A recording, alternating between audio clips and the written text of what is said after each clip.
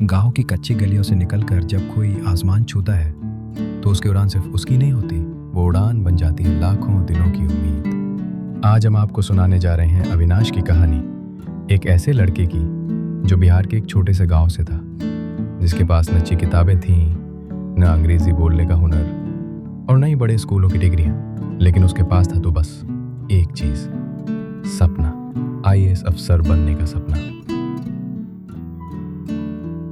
अविनाश का जन्म बिहार के सिवान जिले के एक गरीब किसान परिवार में हुआ। उनके पिता खेती करते थे और माँ गांव की आंगनबाड़ी में काम करती थी। घर में एक ही कमरा था जहां दिन में रसोई बनती थी और रात में पूरा परिवार वहीं सोता था। स्कूल की पढ़ाई गांव के सरकारी स्कूल से हुई।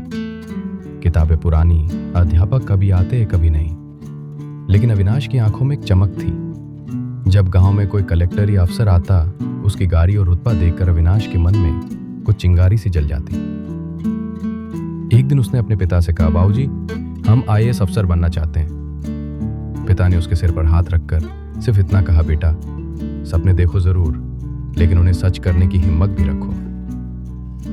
12वीं पास करने के बाद अविनाश ने पटना आकर स्नातक में एडमिशन लिया, लेकिन यहां आकर उसे असली दुनिया का पता चला। कंपटीशन, बेहतर सुविधाएं, कोचिंग और अंग्रेजी का डर। उसके दोस्त मॉडर्न कपड़े पहनते थे, बढ़िया अंग्रेजी बोलते थे और महंगी कोचिंग जाते थे।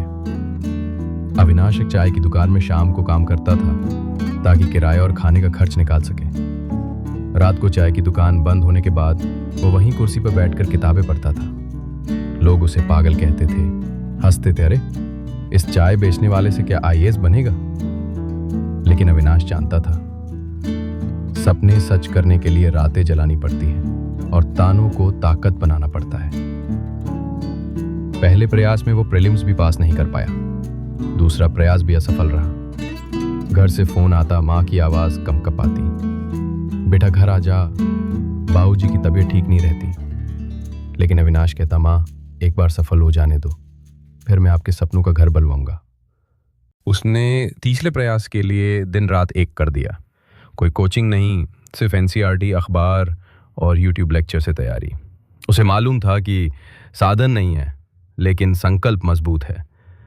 तीसरे प्रयास में उसने प्रीलिम्स पास किया, फिर मेंस भी, और आखिरकार साक्षात्कार का दिन आ गया। जब उसने इंटरव्यू दिया तो बोर्ड के सदस्य उसकी सादगी, ज्ञान और आत्मविश्वास से बेहद प्रभावित हुए। और फिर वो दिन आया, यूपीएससी का रिजल्ट आया। Avinash Kumar, all India rank 27। गांव में ढोल बजे, मां की आंखों से आंसू निकल पड़े, लेकिन वो आंसू खुशी के थे। गांव के लोग जो कभी मजाक उड़ाते थे, आज उसके घर मिठाई लेकर खड़े थे।